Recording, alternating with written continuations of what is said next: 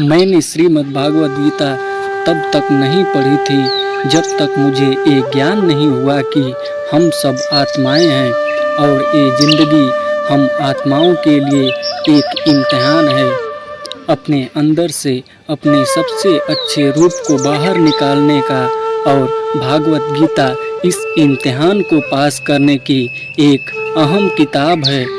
भागवत गीता में 18 अध्याय हैं और ये संस्कृत में परमात्मा द्वारा दी गई है। समय के साथ संस्कृत भाषा रोजमर्रा की जिंदगी से निकल गई और ये ज्ञान मनुष्य से दूर हो गया। समय समय पर भागवत गीता को साधारण अक्षरों में अनुवाद किया गया। इसी कोशिश को आगे बढ़ाते हुए आने वाले 15 मिनटों में भागवत गीता के कुछ चुनिंदा श्लोकों के साथ अपने माता पिता के आशीर्वाद से अपने साथ मिलियन भाई बहनों के साथ शेयर कर रहा हूँ।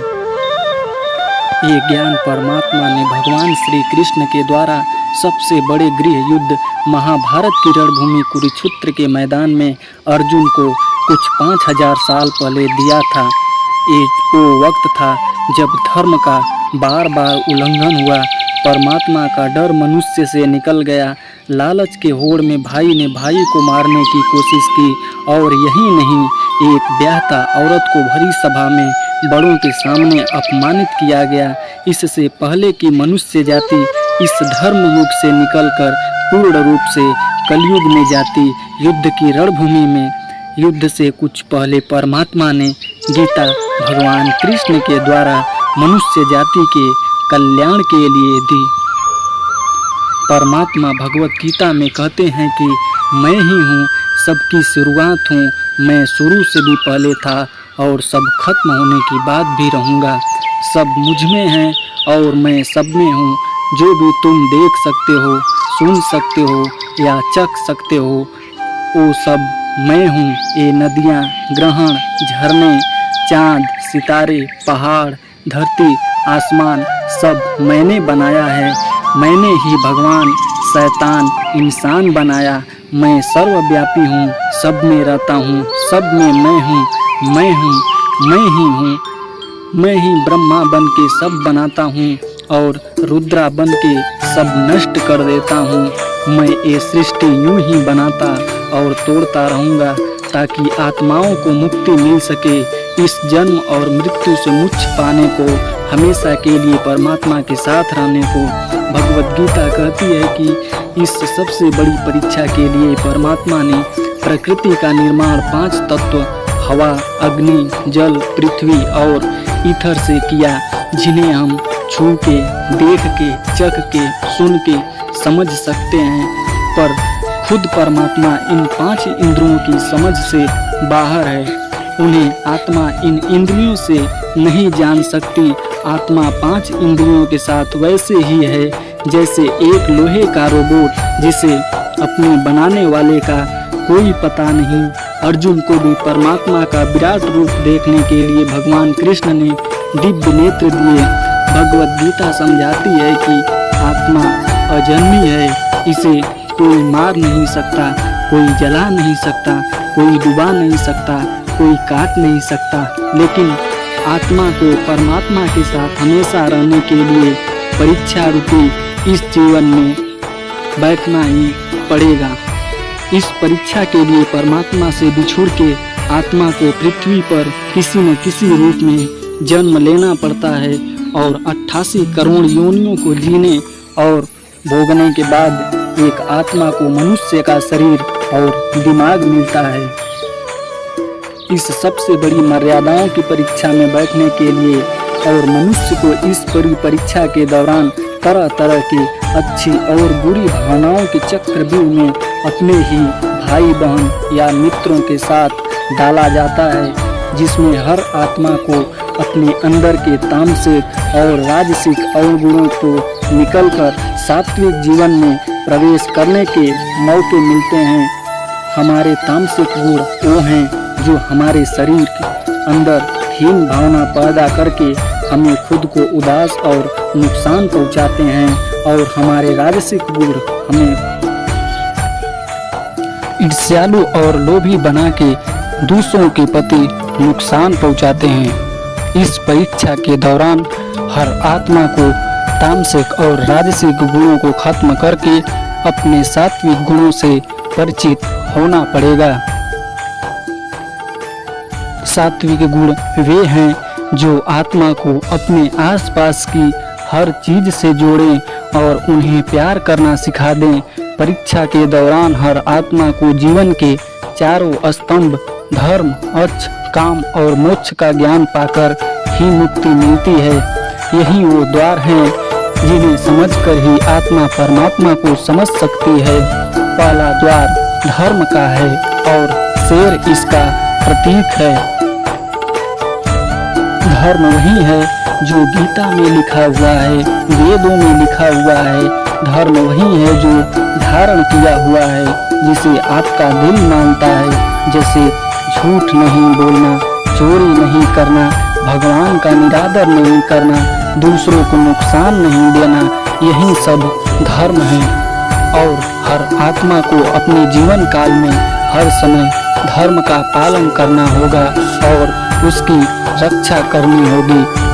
दूसरा द्वार अर्थ का है और घोड़ा इसका प्रतीक है। हर आत्मा अपने जीवन काल में अपनी पृथ्वी पर होने का अर्थ या मूल कारण समझेगी। इस जिंदगी में भोगने वाली रिश्तों और चीजों का आनंद लेगी।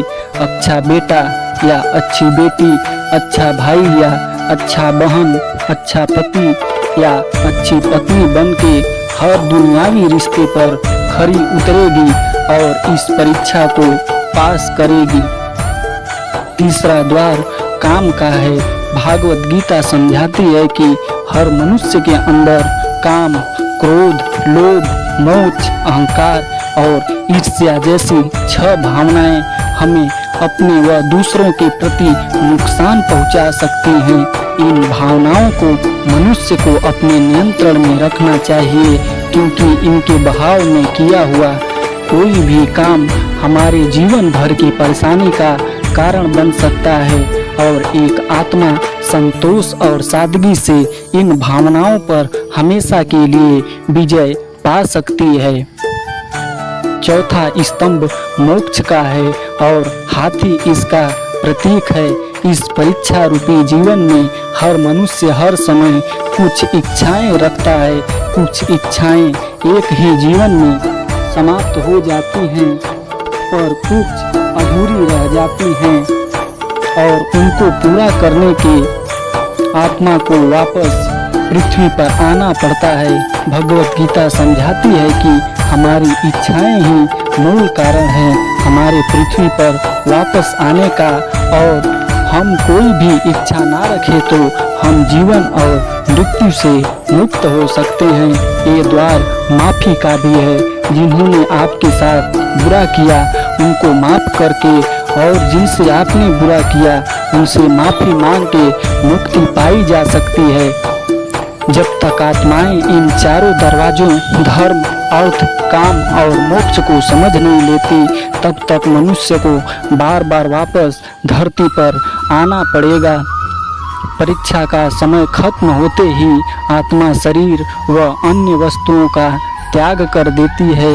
जो भी संसार में रहकर बनाया वो अब किसी और का होगा और आत्मा अपने कर्मों के फैसलों के लिए चली जाती है। आत्मा के अच्छे बुरे कर्मों का हिसाब होता है। अपने अच्छे कर्मों के लिए आत्मा कुछ वक्त के लिए स्वर्ग और दुष्कर्म के लिए नरक में चली जाती है। नरक में आत्मा को अपने पापों के अनुकूल सजाएं मिलती हैं, पर सजा खत्म होने के बाद आत्मा को फिर से नया शरीर मिलता है। इस परीक्षा में वापस बैठने के लिए हर परीक्षा में वही सब दोहराया जाएगा। जिंदगी के 4 स्तंभ धर्म, अर्थ, काम और मोक्ष को समझने के लिए हर जन्म में अपने कई जन्मों के कर्मों के हिसाब से हर आत्मा को कभी अच्छे और कभी बुरे हालातों से जाना पड़ता है। लेकिन जब तक आत्मा परमात्मा के साथ योग को नहीं समझ लेती वो मुक्ति नहीं पा सकती। भगवत गीता समझाती है कि मनुष्य अपने शरीर, दिमाग या दिल से भगवान को पा सकता है। शरीर द्वारा किए गए कर्मों के माध्यम से परमात्मा को पाने को कर्म योग कहते हैं। ऐसे कर्म जो परमात्मा की इच्छा से हों, दूसरों के कल्याण के लिए हों। वाल्मीकि ने रामायण लिख के श्रवण ने अपने माता पिता की सेवा और उन्हें 4 धाम की यात्रा करवा के, और मैडम क्यूरी ने विज्ञान के खोज में अपने जीवन का बलिदान दे के अपने कर्मों द्वारा परमात्मा को पाया। भगवत गीता समझाती है कि आत्मा दिमाग के साथ भी परमात्मा के साथ योग लगा सकती है। इसे राजा योग कहते हैं, जो कि दिमाग या मस्तिष्क सब इंद्रियों का राजा है। एक मनुष्य अपनी आस्था, सांस प्रणाली और तपस्या से परमात्मा को योग के रास्ते पा लेता है। इस योग को समझने के लिए हमें अपने अंदर की एनर्जी यानी चक्रा और कुंडलिनी को समझना पड़ेगा। आत्मा मस्तिष्क से मेडिटेशन या ध्यान लगा के परमात्मा के साथ योग लगा सकती है। शंकराचार्य, स्वामी परमहंस, स्वामी विवेकानंद और उनके जैसे कई योगी इस योग के रास्ते परमात्मा के साथ संधि लगा पाए। परमात्मा भागवत गीता में कहते हैं कि अगर किसी आत्मा को धर्म ना भी समझ आए, योग ना भी समझ आए, पर वे मेरी शरण में आ जाए तो मैं उसके सारे पाप माफ कर देता हूँ। परमात्मा को ऐसी दिल की गहराइयों से पुकार कर पाने को भक्ति योग कहते हैं। चैतन्य महाप्रभु, मीराबाई और भगवान हनुमान इस योग के सबसे बड़े उदाहरण हैं। लेकिन कभी आत्मा अपने होने का मूल कारण भूल के धर्म का उल्लंघन करे या पाप के रास्ते पर निकल जाए तो उसे ठीक करने के लिए परमात्मा खुद किसी रूप में पृथ्वी पर जन्म लेते हैं। तो आइए भागवत गीता, रामायण और महाभारत जैसे महाकाव्य को पूरा पढ़ के इस जिंदगी के असली मायने समझें और परमात्मा के साथ योग लगाएं। अगर आपने इस वीडियो को पसंद किया तो इसे औरों को बांटिए ताकि सब आत्माएं अपने यहाँ होने का मूल रूप समझ सके और इस जन्म और मृत्यु से मुक्ति पाके हमेशा परमात्मा के साथ रह सकें। धन्यवाद।